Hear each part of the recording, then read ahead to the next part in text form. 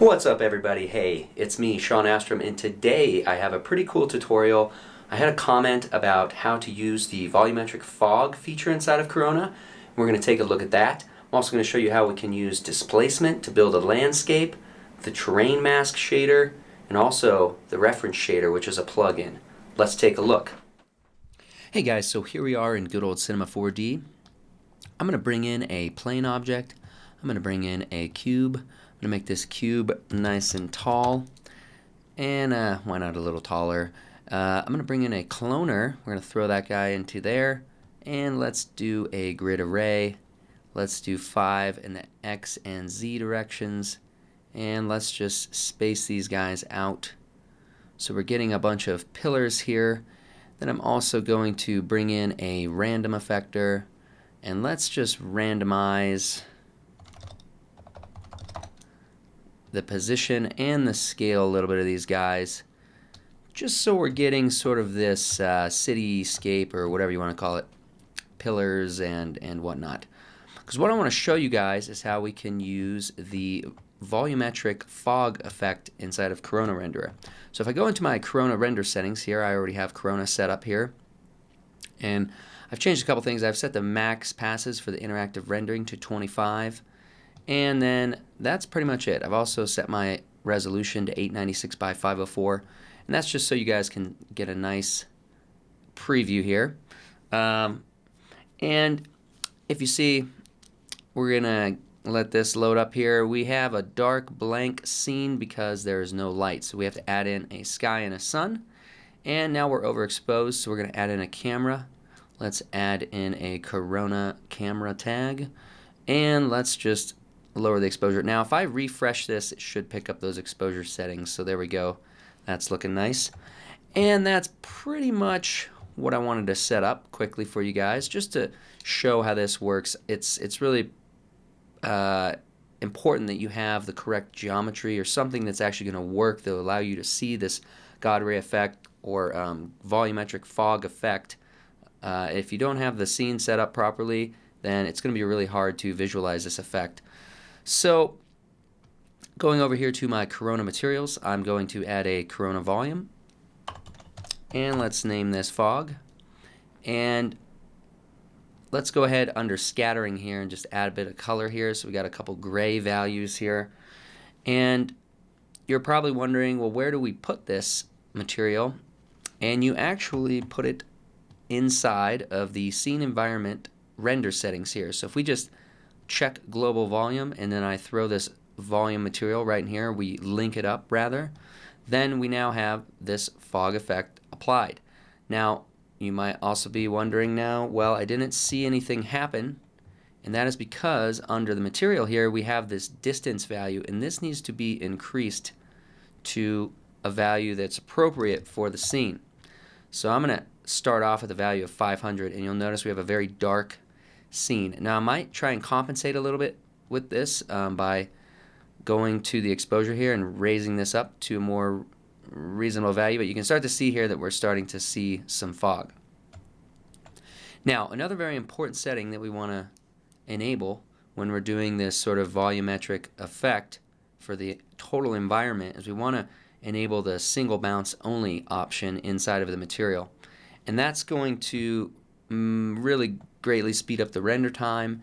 And also for a big atmospheric fog like this, we don't really need multiple scattering going on for this effect. So moving along here, I'm going to crank up my exposure a little bit more. I don't want to go too high because then it would kind of be unrealistic, and this is kind of what I'm going for. Now you'll notice that we don't really have those rays yet that you might be looking for, and couple reasons for that. Well, I'm going to lower the sun angle so we have a little better angle on our sun. See where that guy is in our scene. I'm also going to do kind of a wide angle lens on the camera, and you can kind of see how the fog is being occluded right there by the pillar here, and you can kind of see these rays starting to happen. But if we go into the fog setting here, the volumetric volume setting here, there is this directionality, very important, for getting this effect. If I crank this up to a value of around 6, I have found works really well. You'll now see that we're getting those awesome God rays, or very apparent light scattering rays that we would get from the sun casting onto trees or buildings or what have you. And it's pretty much as simple as that. You know, you want to also make sure that these values here are not too crazy. I have noticed that if you crank up this value under absorption all the way to 100%, that not only does it, you know, get crazy bright, but the volume no longer works. So we want to make sure that keep these values down to a reasonable level. So we don't want to have over bright colors here. Same with the scattering, we want to keep those reasonable. Now you can actually add in some color here with scattering and also with the absorption. And let me lower the exposure down a little bit and we can see what we got here. And it's an awesome effect. You can really get some nice looks with this. And so I quickly wanted to show you guys how to properly set up that with some very simple geometry in the scene so that you can see how that's done before we get too carried away with any sort of crazy scene. And just by changing that, you can see that how much that affected the fog. And this is looking pretty good. I'm going to go back to the kind of 50% value here, and then kind of a 60% value here, and then I'm going to crank up that exposure a little bit more. Now, of course, the distance setting also, we really have to keep this into consideration. This is sort of like the density of the volume. You could think of it like that. But I think for the sake of this demo, yeah, that's looking pretty good. So moving along here, I wanted to show you guys, I'm going to stop the IR, the interactive renderer there. I wanted to show you how we can do some procedural mountains or a procedural landscape. So I'm actually going to get rid of my sun and my sky. I'm going to get rid of this stuff. I'm going to leave the plane, and we're going to call this land. And actually, if I open up my picture viewer here, I got some. This is an image that I did right before I started recording this tutorial for you guys, and this kind of didn't take me long to set this up at all. And I'm going to show you guys how we can do a similar scene here. So yeah, I was doing some testing earlier. I'm going to get rid of these guys. So we're going to try and get something that looks like this real quickly here. So if I go to my plane here, I want to make sure to add in lots of geometry. Not too crazy, but something like 512 by 512. You can see kind of the amount of detail we got there. I'm going to hide my grid. And we actually want to do 2 of these. I'm going to do one for the render and one for the viewport. And this is a pretty cool little technique for setting up landscapes. So I'm going to go ahead and create a new Corona material. We'll call this land as well. And I'm going to throw this guy onto my render layer. And I'm going to enable this at render time, and let's hide it in the viewport. And I'm going to do the opposite here and disable this guy at render time. Now we're going to bring in a good old displacer deformer. We're going to place that as a child of the viewport plane here.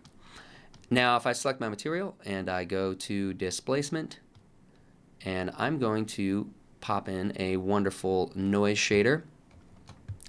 That's one of the beautiful things with Corona for Cinema 4D is it fully supports all of Cinema 4D's native shaders parametrically and procedurally and without having to bake out a ton of textures, and so that is really an awesome feature with Corona. So I'm going to set the global scale. I set this to wavy turbulence, change the seed. I cranked up the octaves here, and the global scale I'm going to set to something like 2500. And we'll see what we get here in a minute, because I'm going to put this same texture, or instance rather, this noise into this displacer. Now the way I'm going to do that, unfortunately, has to be done using a plugin. Now if you look over here, this website, blackstar-solutions.de. They make this wonderful plugin called the reference shader. It's kind of an old plugin, but it works wonderfully with R19, and it also works with Corona. I've shown this off in a couple other of my videos, but this essentially gives us nodal compatibility or nodal functionality with Cinema's default layer-based shading system.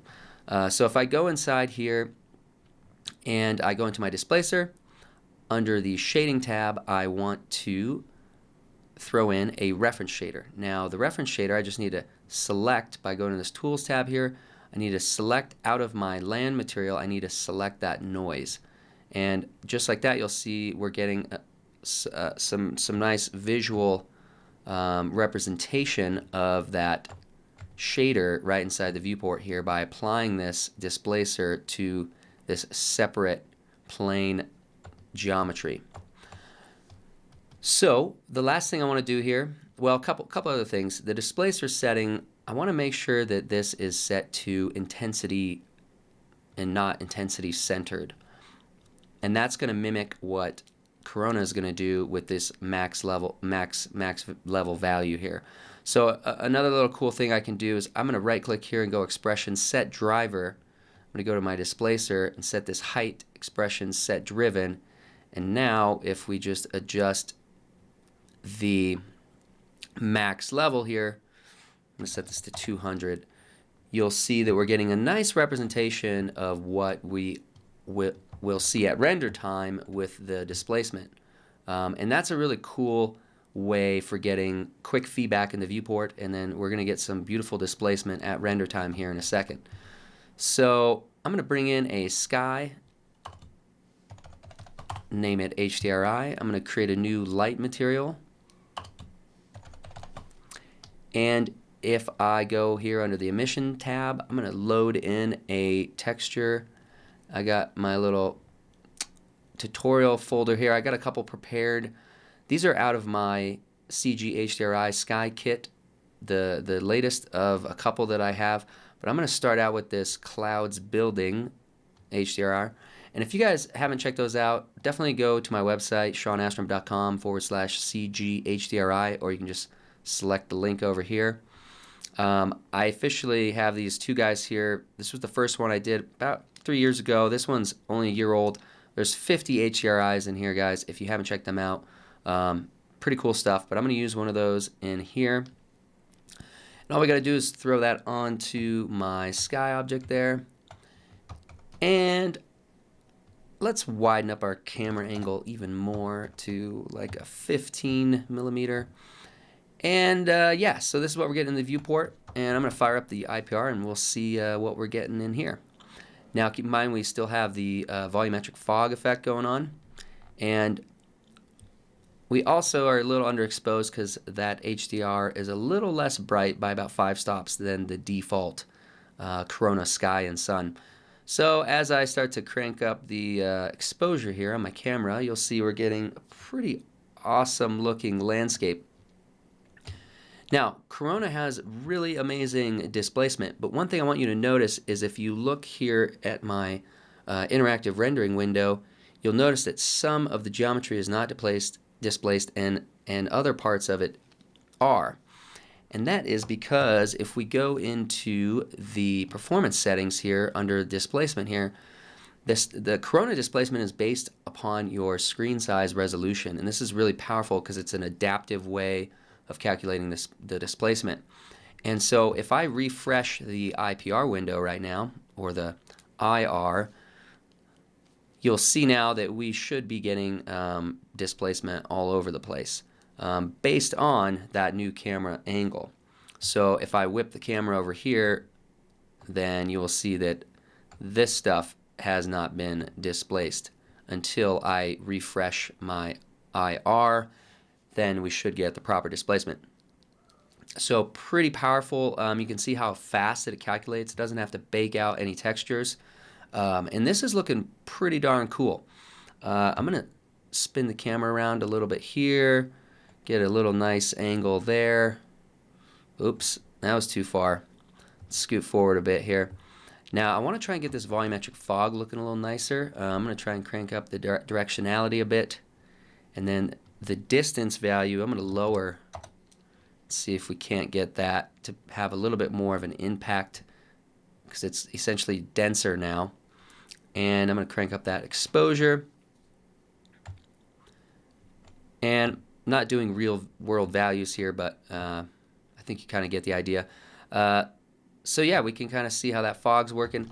I think if I brighten this up a little bit, we might get a little better results. And I've really found that you really just have to really play with the fog settings to kind of get the look that you might be going for.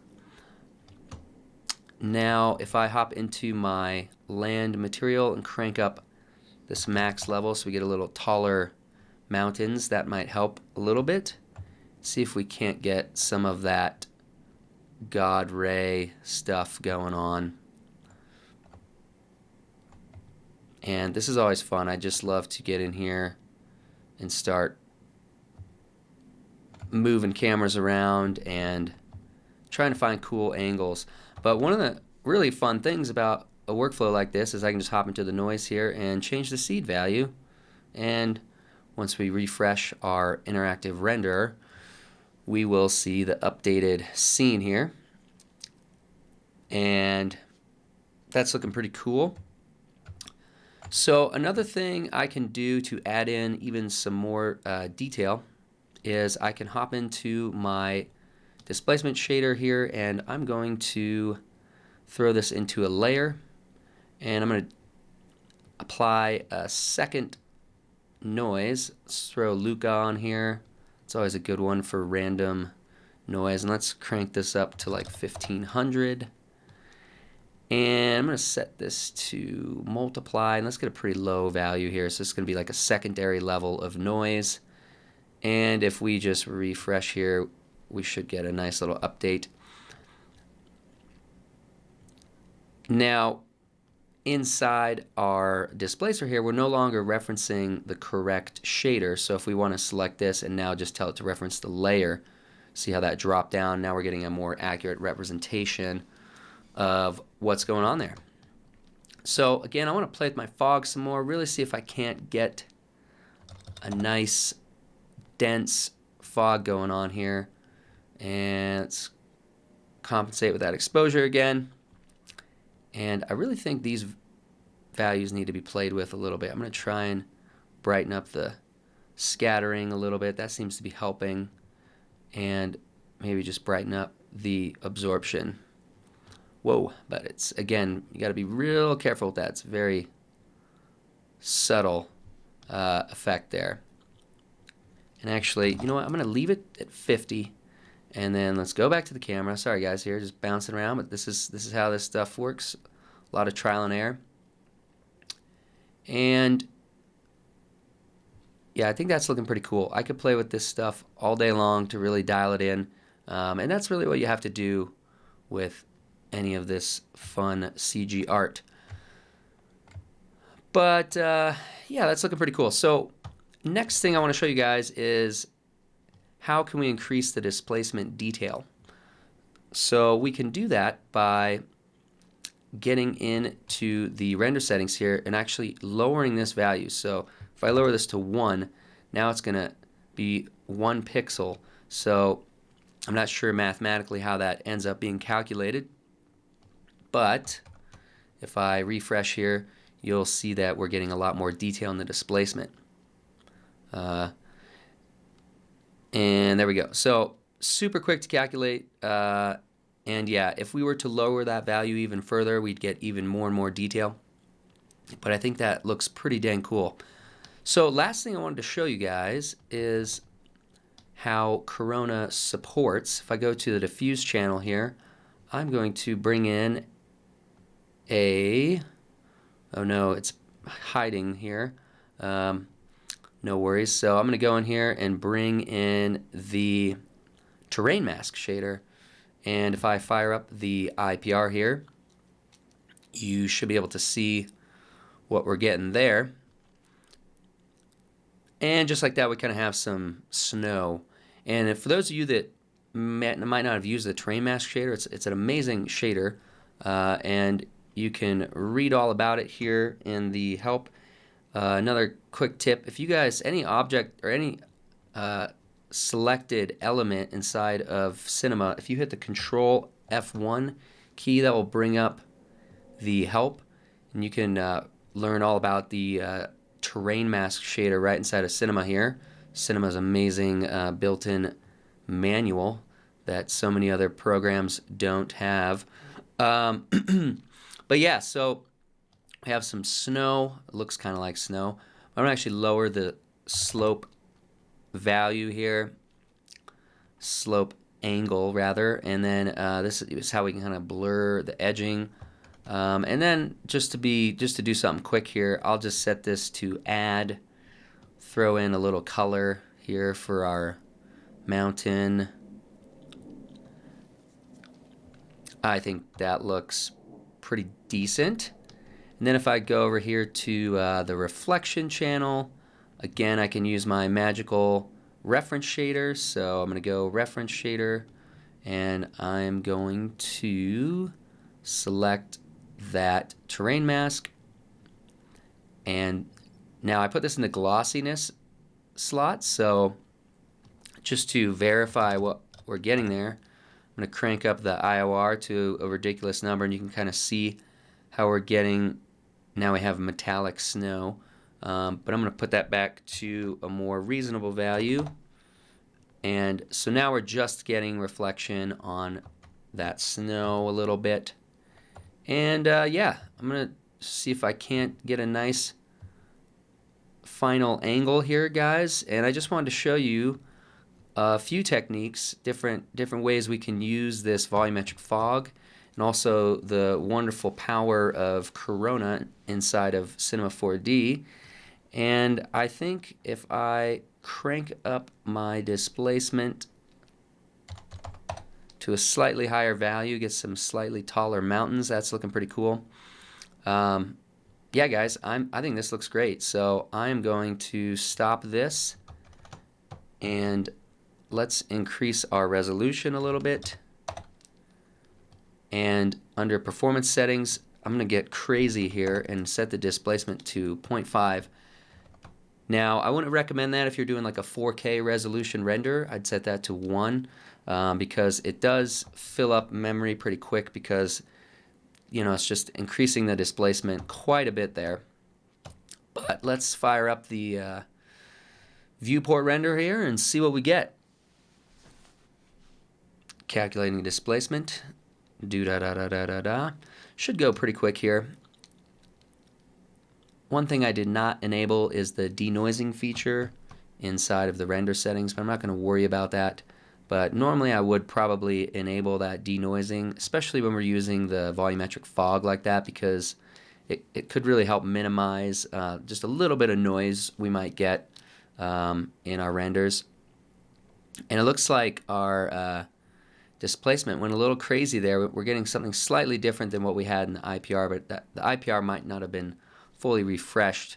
But yeah, you guys can kind of see what we're getting there, and I'm going to double check that here because I'm curious now, and why not? So I'm going to enable the full denoising on this here, and let's fire up the IPR as well just to see really what we're getting there. And yeah, I guess if I look at, oh no, I got to crash. This does happen sometimes, guys. So, and that is because, well, Corona is still in beta. But just so you guys can see, I'll just restart and we'll get that fixed up. But yeah, I mean, I have every other engine that I use crashes on occasion. So we've all been there. But okay, here we are. Didn't take too long to fire that back up. So I think this is probably going to be a nicer angle. There we go. Got my denoising. And let's fire up the render again. So we'll just let this finish, and hopefully you guys can see a nice, lovely little render there. And yeah, guys, please make sure to head on over to SeanAstrom.com to check out these skies. They're really cool. So with this pack, you get 50 of them. My old pack, the version 1.0, there's 36. There's actually 12 sets of 3. They're kind of variations on with the same sun angle and all that jazz. And then absolutely check out the reference shader. I use it all the time inside of Cinema's native, standard renderer. If I have a client that requires me to use standard or physical renderer, this is such a powerful plugin. I use it all the time. Ah, look at that. There we go. So, not the most realistic spiky mountains here, but overall the lighting is looking pretty cool. I think this looks pretty dang neat for spending about 15 minutes on it. Obviously, with a little more finesse and attention to detail, we get a pretty awesome looking render here. Can't help myself but to go into the post-processing here, and let's just throw on a LUT. Good old Canon LUT there. And here we can lower that exposure. Don't want to go too crazy. And then let's do a little filmic highlight, bloom and glare. And yeah, guys, this is just too much fun to play around with. And I'm going to see highlight compression. Let's cool down the image a little bit, crank up the contrast, and yeah, guys, this is looking pretty cool. Now the exposure's not letting me go over 20, and I think that might be a slight little bug with what we got going on here. I'm going to try and crank it up here and see if it will update. Let's see here. Oops, wrong window there. Oh yeah, so no, that is linked up correctly. So that just might be something that needs to be adjusted there. Let's try 21.5. Yeah, guys, cool. Sorry, I could just play with this all day long. It's a ton of fun. Post-process. Let's add some sharpening and a little more bloom and glare. Let's increase that sun glint, because why not? And if I stop the render here now, it only went for about a little under 3 minutes, but with the denoising, we're getting beautiful image. Yeah, guys, I think that kind of is going to wrap this up. And yeah, all the LUTs, the built-in LUTs, guys, can't beat those. So yeah, guys, sorry this one went on a little longer than normal, but kind of a lot of features that I wanted to show you. So I hope you enjoyed this, and we will see you again soon. Thanks for watching, guys.